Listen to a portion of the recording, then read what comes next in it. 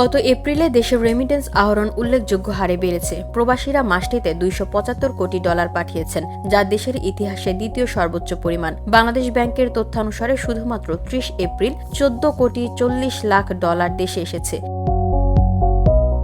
এ মাসের 1 তারিখ থেকে 30 তারিখ পর্যন্ত রেমিটেন্স প্রবাহ গত বছরের তুলনায় উল্লেখযোগ্য হারে 34.6% বেড়েছে। চলতি 2024-25 অর্থ বছরের শেষে 10 মাসে বাংলাদেশে মোট $2,454 কোটি রেমিটেন্স এসেছে। গত অর্থ বছরের একই সময়ে রেমিটেন্স এসেছিল $1,911 কোটি। এতে দেখা যায় এই অর্থ বছরের এই সময়ে রেমিটেন্স প্রবাহ বেড়েছে 28.3%।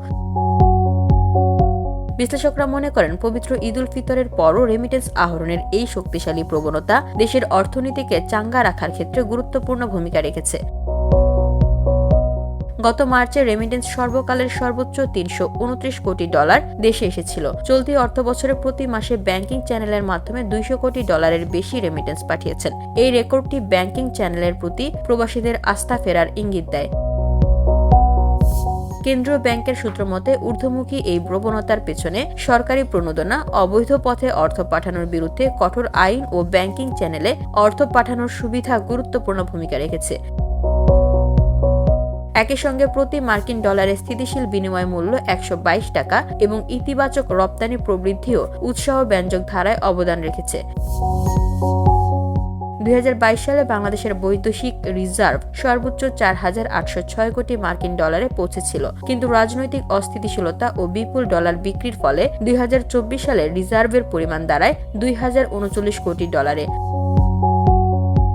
অন্তর্বর্তীকালীন সরকার ক্ষমতা গ্রহণের পর থেকে ডলার বিক্রির পরিবর্তে বাজার থেকে কেনার দিকে ঝুঁকেছে বাংলাদেশ ব্যাংক, যা রিজার্ভ পুনরুদ্ধারে সহায়তা করছে। অর্থনীতিবিদরা মনে করেন, রেমিটেন্স প্রবাহের চলমান বৃদ্ধি সামষ্টিক অর্থনৈতিক স্থিতিশীলতায় অবদান রাখবে এবং দেশের বিদেশি ঋণের উপর নির্ভরতা কমাবে। বসুন্ধরা, উত্তরা, বনশ্রী, কুড়িল ও বাড্ডা সহ রাজধানীর বিভিন্ন স্থানে অভিজাত ও অত্যাধুনিক মানের ফ্ল্যাট কেনার এক নির্ভরযোগ্য প্রতিষ্ঠান pleasant properties limited.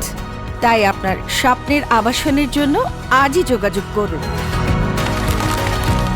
Pleasant Properties Limited, where destiny matches eventually.